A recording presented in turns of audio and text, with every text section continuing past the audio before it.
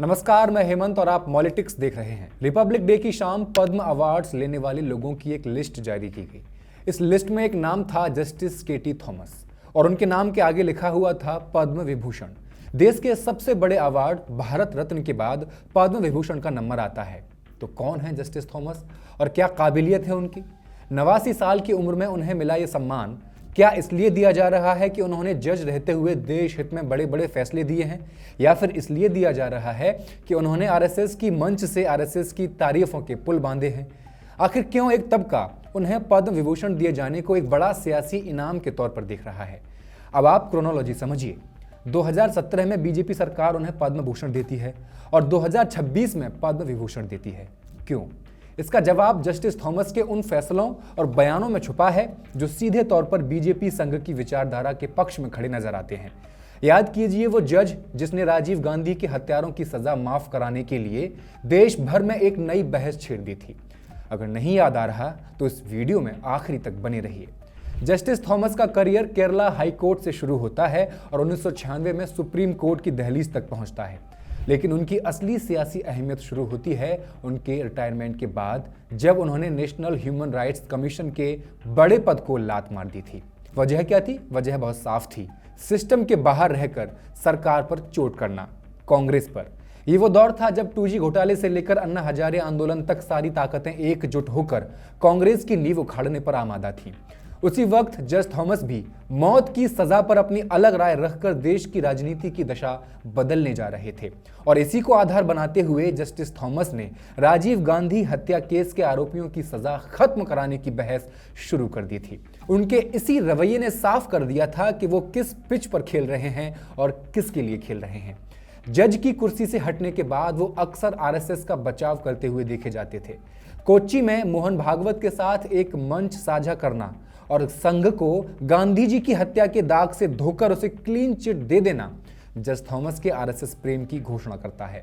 उन्होंने मंच से चेताया कि संघ के खिलाफ जो लोग अनर्गल बातें कर रहे हैं वो बंद कर दें। जज साहब दहाड़ रहे थे, आरएसएस के खिलाफ ये स्मीयर कैंपेन यानी कीचड़ उछालने का अभियान बंद होना चाहिए और गांधी जी की हत्या के लिए वो जिम्मेदार था, ये सब बातें बंद होनी चाहिए। सिर्फ इसलिए कि हत्यारा कभी संघ का कार्यकर्ता था, आप पूरे संगठन को दोषी नहीं ठहरा सकते।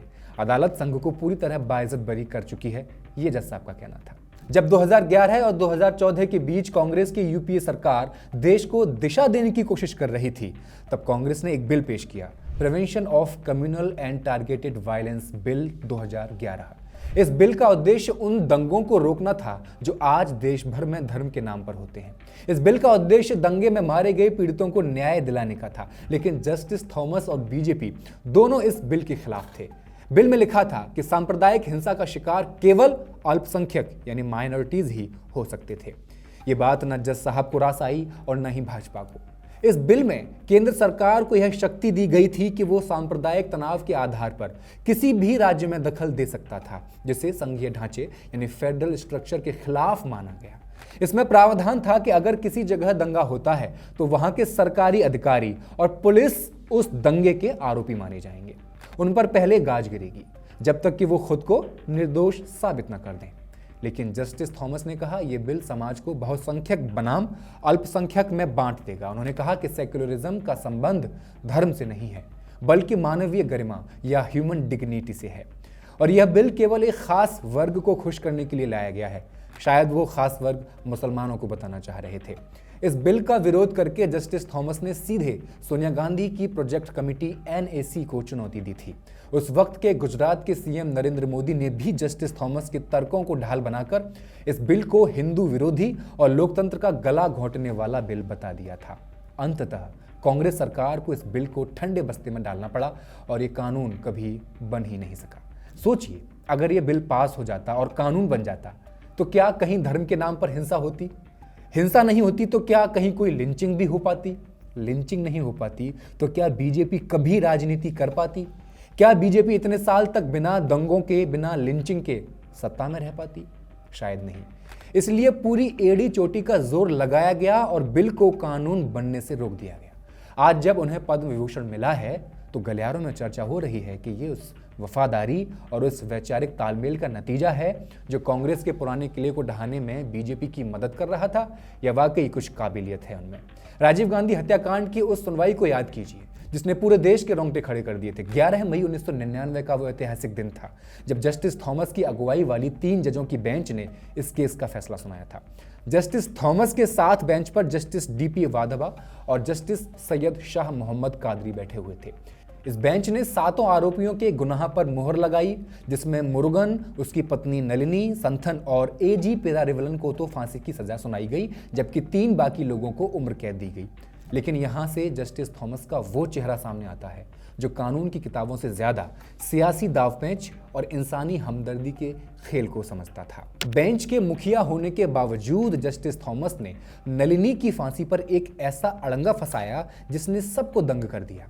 जहां बाकी 2 जजेस नलिनी को फांसी के फंदे पर लटकाने के लिए पूरी तरह तैयार थे, अपनी मोहर लगा चुके थे, वहीं जस्टिस थॉमस ने उनके खिलाफ जाकर अपना अलग फैसला लिखा। उन्होंने नलिनी के लिए फांसी नहीं बल्कि उम्र कैद की वकालत की। उन्होंने कहा कि नलिनी एक नन्ही सी बच्ची की मां है, वो बच्ची जो जेल की सलाखों के पीछे पैदा हुई और जिसे अपनी मां की गोद तक नसीब नहीं हुई। उन्होंने दलील दी कि एक मासूम बच्चे को अनाथ कर देना किसी भी तरह से इंसाफ नहीं हो सकता। जस्टिस थॉमस ने कानून की उस बुनियादी कहावत को भी चुनौती दे डाली जो कहता है, justice knows no father no mother. उनके तर्क इतने जज्बाती थे कि सुनने वाले को लगे जैसे एक जज कोई इमोशनल कहानी सुना रहा हो।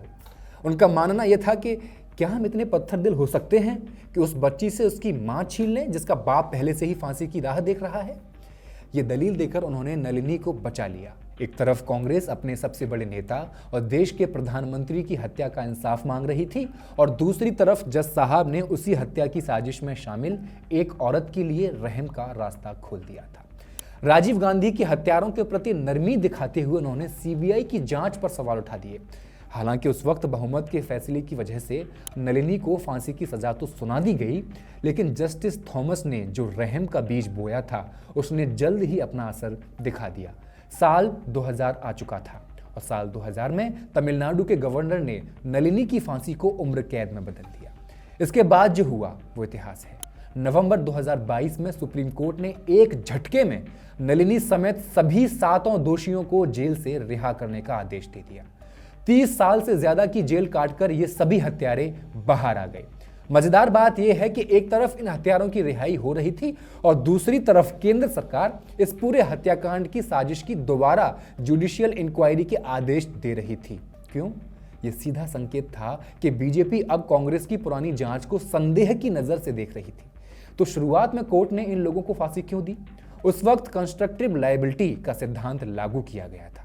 इसका मतलब यह है कि अगर आप किसी साजिश का हिस्सा हैं, उसकी प्लानिंग और ऑर्गेनाइजिंग में शामिल हैं, तो आप उतने ही बड़े अपराधी हैं जितना कि बम फोड़ने वाला था। कोर्ट ने तब माना था कि इन सभी का कॉमन इंटेंशन देश के पूर्व प्रधानमंत्री राजीव गांधी को खत्म करना था और यह अपराध नेशनल सिक्योरिटी पर एक सीधा हमला था। इसलिए उस वक्त फांसी की सजा को पूरी तरह जायज ठहराया गया था।